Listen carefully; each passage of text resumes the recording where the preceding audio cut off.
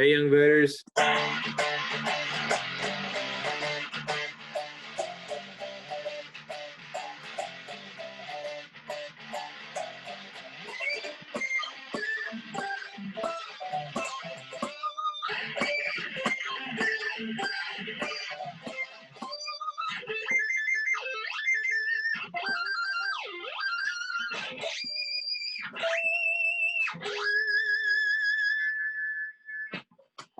What's up? Today we're going to talk about protest music. Exactly right. So, Ryan, you just played what song again? Sick. Is my audio connected? All right, I just played Killing in the Name by Rage Against the Machine. Very A nice. snippet of it, and it was kind of rough. So my guitar pedal setup's weird.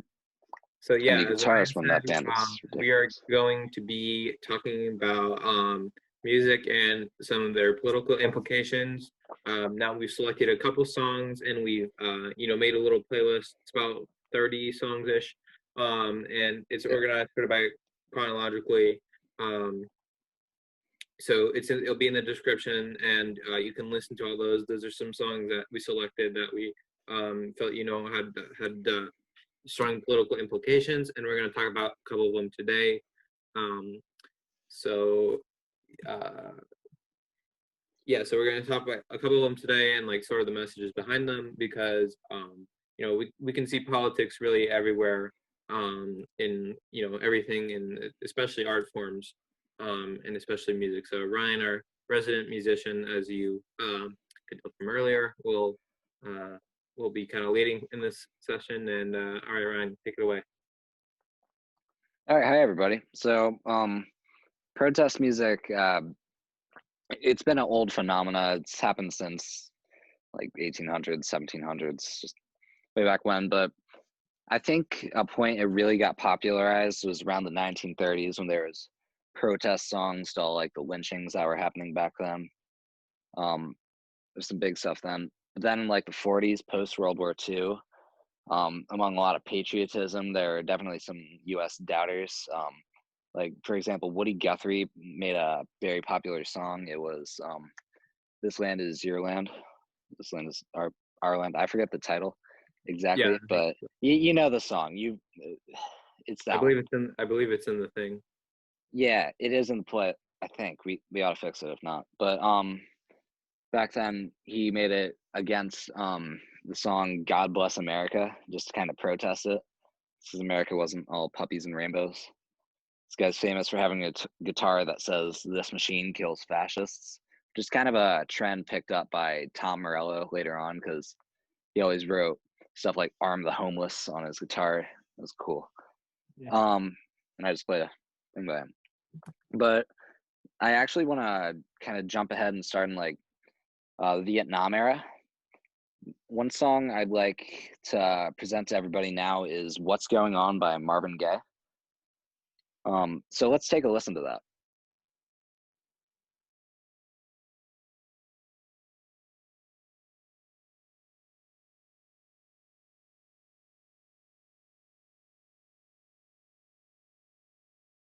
Hopefully you guys enjoyed that little snippet / recording. I'm not sure which we're going to put yet. We don't want to get copyright strike and taken down, so it might have just been a little snippet. If so, would highly recommend you clicking on the link in the description to the Spotify playlist of all the songs. That way you can listen to the whole song, because we're going to be talking about the whole song, because otherwise it wouldn't really be much of an analysis of the song if we aren't talking about the whole thing. All right. So anyways, Ryan, take it away. All right, so this song, it's an iconic protest song. It's still played today in protests, but this is more about a message of peace compared to just, screw the system. We'll get to that later, don't worry. But this song, it was inspired a bit by the Kent State Massacre, which happens in, what was it?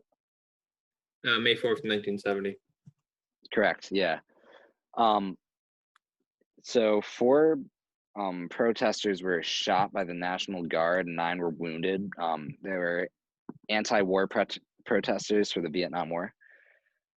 This song is inspired by trying to find a message of peace and talking about what's going on, trying to find common ground compared to just being divided, which kind of rings true today, you know. But it talks about tones of racism, drugs, protests of the Vietnam War back then. But it's talking about how war is not the answer, for only love can conquer hate. But it's a song generally just about finding common ground. And it's a more peaceful protest song, but it rings true today. Yeah. Yeah, this song is definitely, typical of the Vietnam era, where they were, very much asking for peace and trying to get people involved in politics, especially young people. This is kind of a common theme. I believe there's another popular Vietnam song with, I think is it "Sympathy for the Devil"? It's like one sec. like, there's a man with a gun over there. Well, I was thinking more what's going on. So that the song. Wait, Nico. Yep.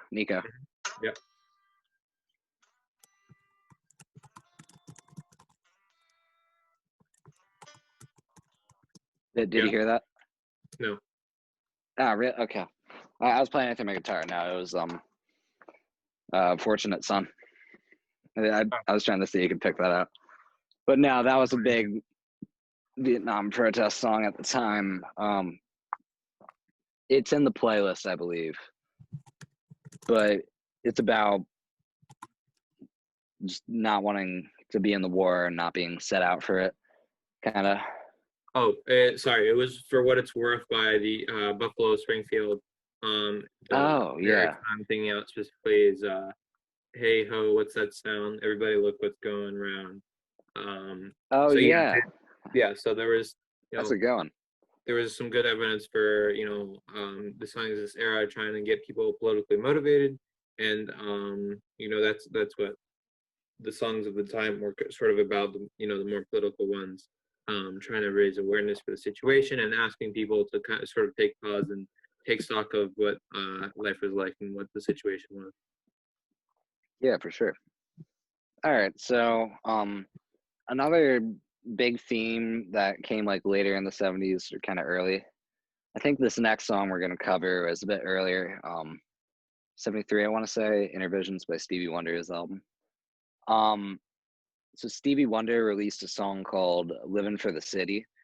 It just shows the struggle of a black man living in a city and just racism and all the tones of that. Just the prison system being completely unfair. But let's take a listen to that now. It has some really good points that even still ring true today.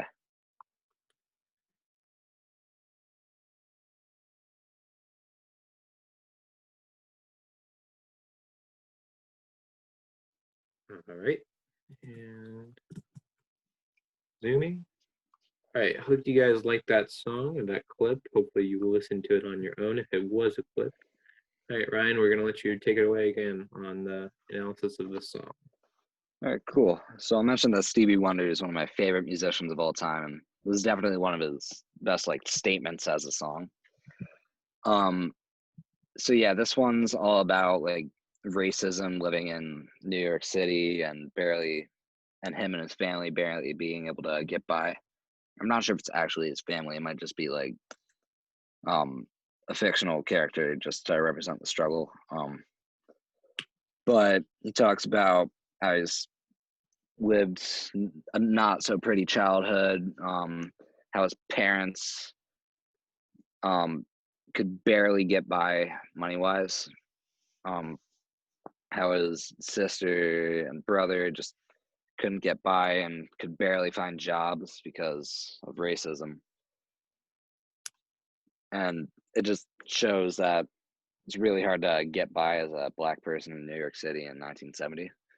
And it's just a huge statement on all the kinds of prejudices that took place. And yeah, just paying attention to the lyrics, it's like really straightforward about the point. But it's a really serious song. And yeah. All right. Yeah, Sanika, do you have any comments on that? yeah. Um, so one thing I kind of noticed. So, Living in the City was written in 1973, and Respect was written somewhere in the 1960s, I believe. Yeah. It's got like similar musical undertones to that. And I think the way I don't know about Respect. That's kind of an older Motown song compared to this newer, at the time, I newer think it's Stevie got song. some somewhere, but A little bit. I don't know. I anyways, think it's just a I genre thought thing, but what I kind of got from the song was that it was the tone was very upbeat and like happy. But if you actually pay attention to the lyrics, they're not happy at all. Um, but anyways, it's trying to elude that same sense of fun and like hard work. I feel like that I get from Respect a little bit. Anyways, yeah. so it's about the character who moves to New York City after not having his family not having such a great life in the South because of economic disadvantage, and New York City is supposed to be this amazing place where you can really have some social mobility. And then once he gets there, he finds out that's not the fact at all. They're still as racist as they are in the South, and he has a hard time finding work, finding a job, getting like paid proper wages, and as a result he has to turn to crime, and then he gets Oh, thrown one in good jail. line. One good line. It's to find a job is like a haystack needle because where he lives, they don't use colored people. Yeah, it's a great point. And this song is important for us younger generations who have never lived in America where it's actively okay to be racist, and that's like the popular position. So it's really good for us to get a sort of reminder of that, especially considering this was in the 1970s, which is really not that long ago. It is kind of 50 years now. 2020 Yeah, it is. has been making it 20 years since the 2000s, but it doesn't feel like it. But it still doesn't feel like very long ago, and it's still well within living memory. So it's important to sort of remember, and this is sort of a cultural artifact, I would say, of that time. So, all right, that's all I have to say on this song, Ryan. If you have anything else, or we can move on to the next. All right. So yeah, I mean that's a good encapsulation of it. So I think we're gonna move out of the '70s and go straight to like the very early '90s. All right. Well, in the '80s, there's obviously a lot of police brutality continuing and struggle, but there's a lot of good songs from that decade. We got are you able to bleep words I am not. in that? Okay, so I'm not gonna say the complete title of this NWA song, but it's Blank the Police. Yeah. Um, and then we got Fight the Power by Public Enemy.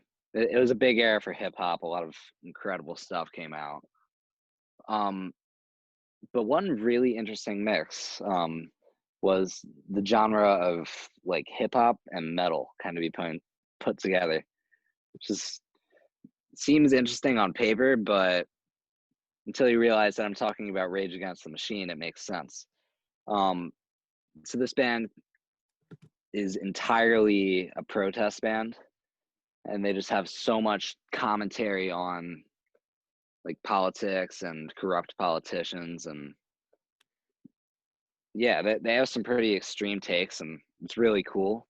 And all of their songs represent these points really well, but ultimately their most popular song, which is Killing in the Name, that pretty well represents a lot of the stuff they stand for. So let's take a listen to that now. All right.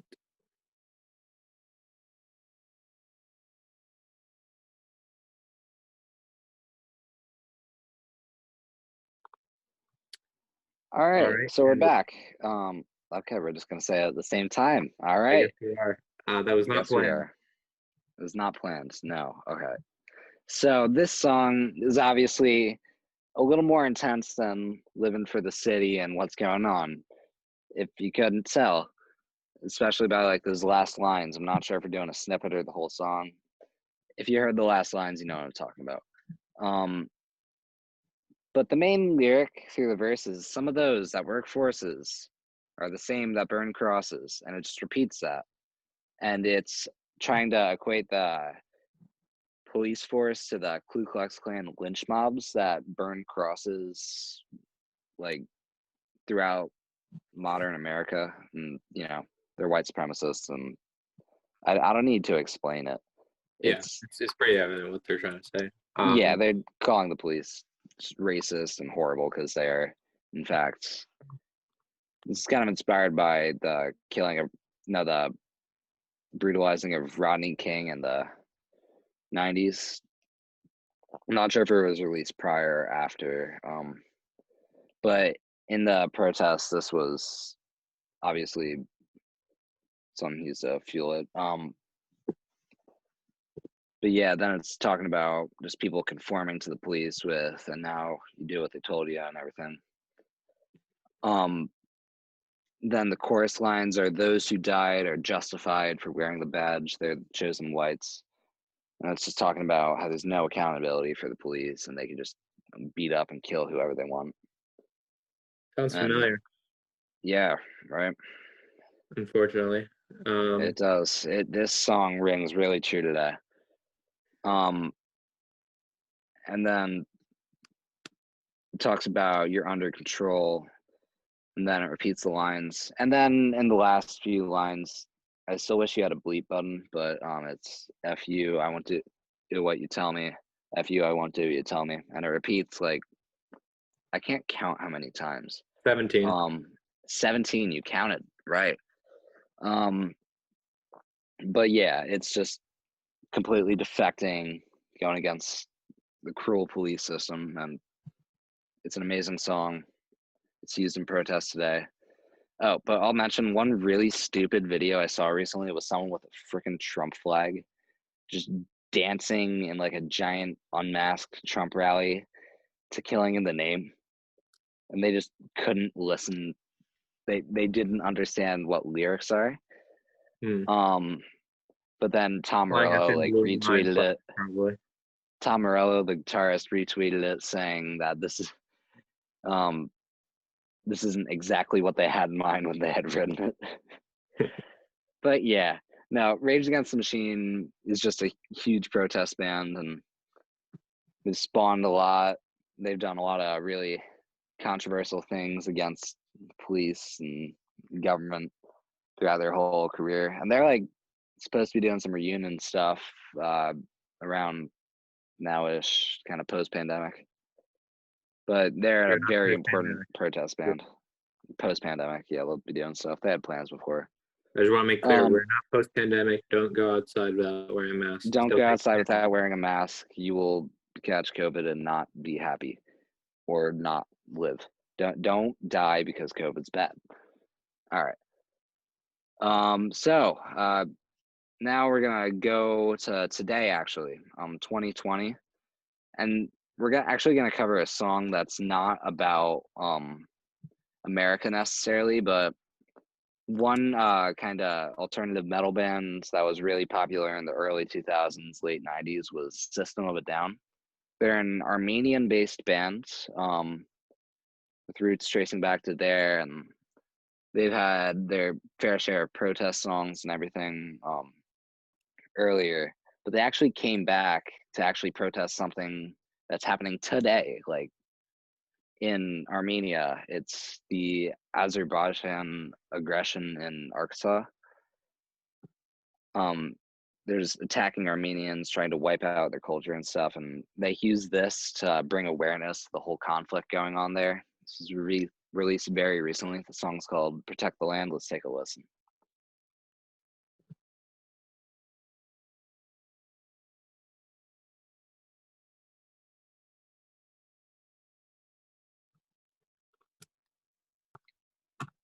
All right, so this song is more of a motivational thing for just kind of a motivation praise thing, sort of awareness for all the soldiers fighting for Armenia against Azerbaijan. But yeah, Azerbaijan's launching like all these attacks against like hospitals, and civilians are attacking towns, and people are trying to flee. And this is mainly in the Artsakh region, which is sort of southeast Armenia. and it's all Armenian peoples, but they're actually trying to erase some of the culture there. But System of a Down, since they have like Armenian roots, I don't know if any of them live there or anything, but they did this to raise awareness, and this was very recently, and some of this stuff is still going down right now. But yeah, I figured it's important to bring this song up. Yeah. Any thoughts, concerns? Yeah, what I kind of gleaned for it was, it talks about, the man with the big gun, which would be, to apply to American terms would be our own government, and the boot of the state, and it's talking about, would you stay with a gun in your hand, and to apply this to American politics, it's saying, would you fight against an authoritarian government, and would you, protect your land? Um, if they're evil now, then the evil will stay. It's really talking about to not get used to an authoritarian state, and obviously in this context, it's applied to the people who are trying to press them and they're invaders. But that's just a way we could circle it back to American politics. Yeah, I guess. Yeah, this is mainly written with Armenia and arts on mine. But All right. yeah, so if you have any songs that you want to bring up, I think now's your turn. Yes, I had a couple. So first one I want to do is a song in French. As you guys may know, I study French. So I can't anybody speak who does French. study French is gonna get a little bonus here. You could actually understand the lyrics, but there is an English translation of the song. The reason why I didn't put it in was because the lyrics are like kind of totally different than they are in the French. Just for musical purposes, that's kind of what you have to do when you translate songs. But it was originally written in French, and it's about the French Revolution, so obviously that's why it's written in French. This was for the either a play or a film adaptation of Les Miserables. But I think it it is for captures. that. Yeah, I know that play. Yeah, it captures a good amount of of the French Revolutionary spirit, and it's the French Revolution is critically important, whether you care about it or not, because that's sort of where all modern politics were founded, really, and the ideals of liberté, fraternité, and what's the third one? Oh, I should really know this. I don't know, because I don't speak French. I speak a little Spanish. Tried Japanese on Duolingo for a bit. I'm really bad at it. Liberty, fraternity, and equality. Yeah, there you go. There you go. Are the three cornerstones of the French Revolution, and it's kind of evidence in the song. So I'll let you take a listen to it, and if it's playing a clip, I would highly recommend listening to the whole song. And if you can't really glean anything from it, then probably listen to the English translation. All right.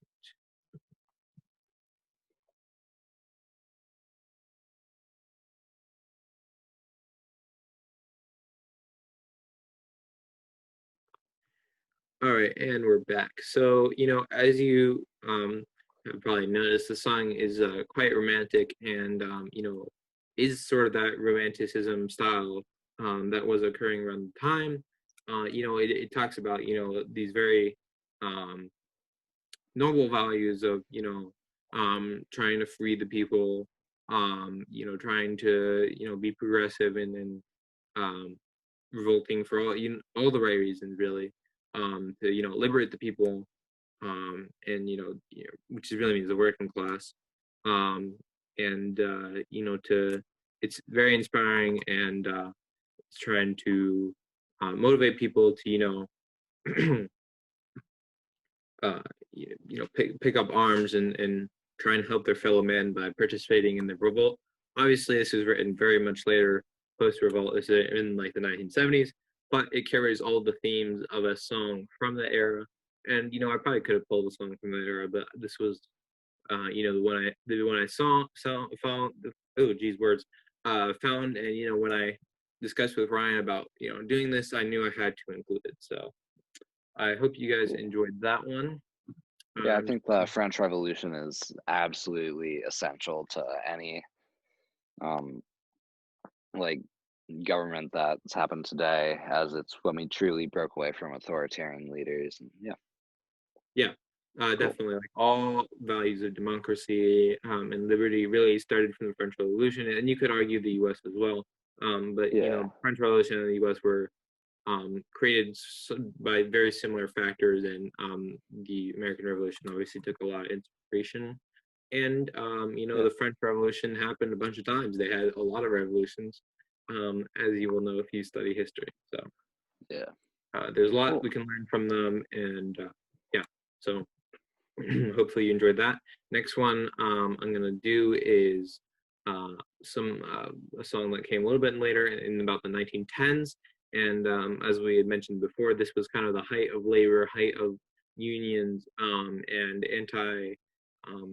anti-boss, anti-rich songs that were coming out. And this is really the golden age of labor. So you're gonna see some songs of labor. And this song actually, I was telling Ryan earlier, a little bit contributed to my radicalization and me taking a look at the world and thinking, hey, I really want to be on the right side of history, and I guess I'm not. I guess it's not what I was told in school and in culture. So yeah, I'll only let you guys give that a listen, and we'll be back after that.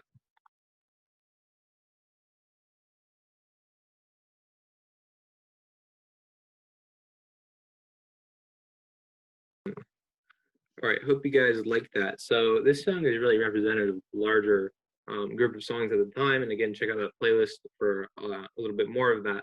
But you had these folk songs, largely passed around from the singers, their fathers and their grandfathers who sung these songs in the mines. And these are Union songs, and these are very um, you know this is like the closest we ever got to class warfare, really. I feel like in the United States, and the song is trying to motivate people to join the union by saying, are you gonna support the boss, or are you gonna support your fellow man, your fellow workers? Which side are you gonna pick? And to me, there's only one side that's really evident, and that's the side of the people, to make people's lives better. So um, Yeah, hopefully I you could guys make like some that one. comments. Yeah, I mean, I think it's a great song. It's about just shows that the upper capitalist class couldn't like care less about the actual workers. And for an early song, it shows that there's truly a division, and this is just a people's song about how just don't care. Yeah, Yeah.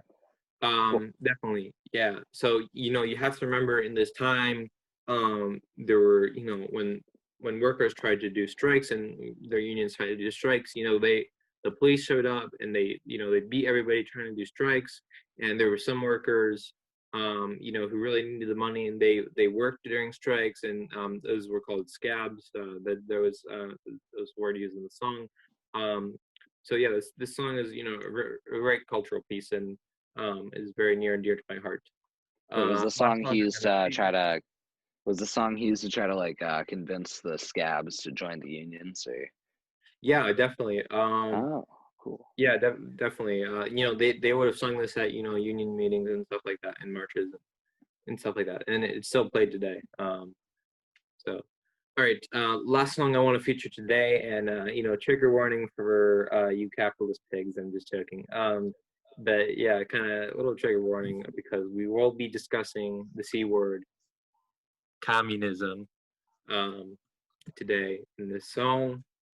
So please don't get scared.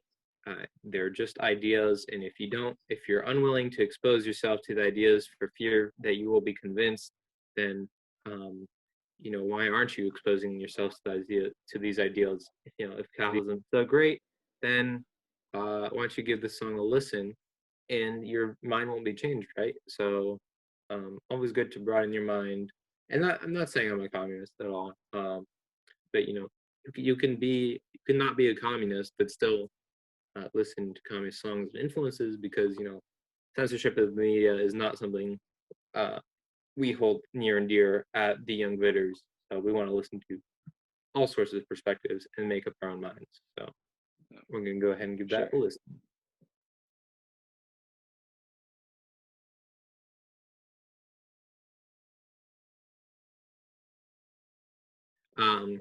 So yeah, this song is I really like this song. It's keeps with the folktale. It's obviously about a retelling of events. It's about a man singing about his experiences in Britain in the 1910s throughout the 1930s, and he's talking about their struggle of the socialists and the communists and the workers' parties, and how they were, fighting for what they believed to be, noble causes.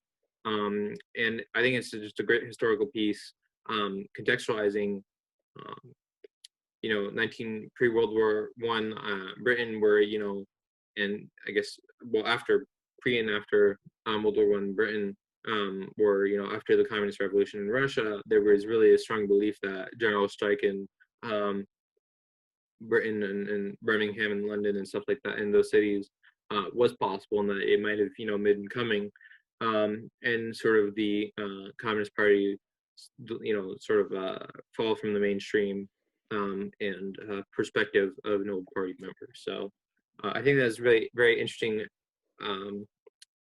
piece. You don't have to agree with a song to listen to it. Obviously, they're just ideas. But yeah, so with that, I think we're gonna go to our last song. Very, very powerful song. I really I think this one's really the biggest one, but we both agreed that this is the best one to end our segment on. Yeah, really. Due to copyright issue. It's a shame. I don't know if they're a blocker, but I don't think we should try it. Anyway, I'll talk about this real quick. So it's about government surveillance. Hold on, oh, I'm sorry. It has a name, doesn't it? Hold on. Just so give it a listen, and we're gonna pause it here, and you should pause the video and watch the song. It's in the. Listen to the song. It's in the playlist. Or wait, should they? No. Don't watch the song. Sorry. We're gonna talk about it. Don't wait. We're gonna talk about it. Yeah, we're just gonna make this as confusing as possible. Wait. Okay. Yeah. Sorry. Don't watch the song. We're gonna talk about it, and then you can watch it, because it's really important to go in with thinking knowing some certain things about the song. It really helps you glean the message a little bit. Ryan, take it away. Okay, so ultimately, this song it's titled "The Government Knows" by Knower. This is a electronic kind of music, electronic pop duo. It's Lewis Cole and Genevieve Artrati. But this is okay. Enough pretending this is a joke. Honestly, we picked this because it's really representative of it's probably one of the most important songs on this list. I feel like, because it talks about very current issues of the surveillance state, and how the government knows exactly what you're doing at all times, and it shows all the bipartisan just all these alt-right leaders that we have that just really stay in the blue. They just watch us. Yeah, even the Democratic leaders. It really shows that they just don't value our privacy, and they will seek you down. They'll take you out, and they will know your secrets. And it's really interesting of a song. You really have to listen to this to understand it. Yeah, listen to it after analysis. The Government Knows by Knower. Yep. Okay. So it'll be in the. I'd watch the music video actually. Yeah, there's a fun music video that goes along with it. But yeah, this is really important, because just recently a section of the Patriot Act was reaffirmed that the FBI doesn't, or whatever, the government doesn't need to get a search warrant to access anything about your data or anything, whatever. They don't need a search warrant at all. They can just do whatever they want. And this was reaffirmed in Congress by both Democrats and Republicans. There's a list of all these people that voted to take away your freedoms and allow them to spy on you. And of course, keeping it in true fashion with Congress, none of the people in government have the same law applied to them, of course, because rules for thee, not for me. So, Ryan, do you have any final words before we let them listen to the song? All right, so yeah, it's really serious. I think it definitely sums up a lot of the real struggles of the last decade, and that Democrat or Republican, they still don't care about you. They just want to watch you. Yeah, But yeah, okay. You know what? Let's just let them listen to it. yeah, But we can't play it in the video. We won't pause it. We'll mm, just ask you guys to listen to it after. All right. yeah. So yeah. So, Ryan, do you Anyway, have any final notes about this before we end this then? all right. No, I'll just summarize it. We talked about a lot of protest songs from the 1970s, then going way back to like 1910s and everything. Yeah, Some of and even Nika's the stuff. 1700s with the 1700s. Yeah, wow. But we covered a lot. We just showed some of the history of it and how a lot of these protest songs are good ways to unite people to a cause, especially like, killing in the name, what's going on. Mhm. Yeah, these songs definitely Yeah. have very broad historical implications. And for example, the labor songs I was talking about, they sung this in their marches and their in, in their union meetings, and then we progress towards these more modern hip hop songs, or Yeah. well, these more modern rock songs from Vietnam, being sung at the civil rights protest, and you can really tell the passage of time and what the political issues were by looking at these songs and looking at their lyrics and their themes. So that's Yeah. really interesting, and the musical elements to them are also very interesting. Um, some of you who are more musically inclined might find it more interesting than others, but I don't really Yeah. call myself too musically inclined, but I still find this stuff interesting.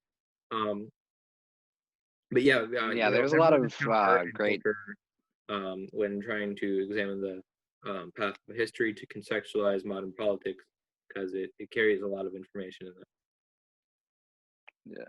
And a lot of really great stuff that captures all the conflicts and everything that's happening today are being released. And there's genuinely some really good stuff that should be listened to. And there's a lot of stuff to unite under for these tough times.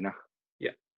And if you guys enjoyed the song selection, there's a playlist in the description of about 30 songs that we found historically relevant and fun to listen to. So Yeah. go in the description and definitely give that a listen. If you're bored or whatever while you're doing homework, whatever. And especially the government knows. By now you should have probably Yeah. Yeah. and I hope you have, but if you haven't, watch it after this ends. I yeah, that's swear. definitely one of the most important It's songs. by far the most important song. And if you don't listen to it, you probably will have gotten nothing from this whole segment. And you've been Exactly. here a while. You got to the end. You're watching the end. Yeah. And you don't want to let it all go to waste. Please, it's the culmination of everything. Copyright law says we can't have it in here. Watch the video. Okay. Mhm. Definitely. Anyway, So I hope you guys enjoyed this video. Ryan has done a great job covering all this, and this was kind of led by him, so I want to make sure everybody knows that. So he did a great job with that. I did Um, something. and if you have Nice. any questions, comments, concerns, in the comments, and make sure to check out that whole playlist in the description. Ryan, do you have anything else to say? No. I think we're all good. All right. Good night, young voters. Hopefully you enjoyed. See you next video. I'll see you.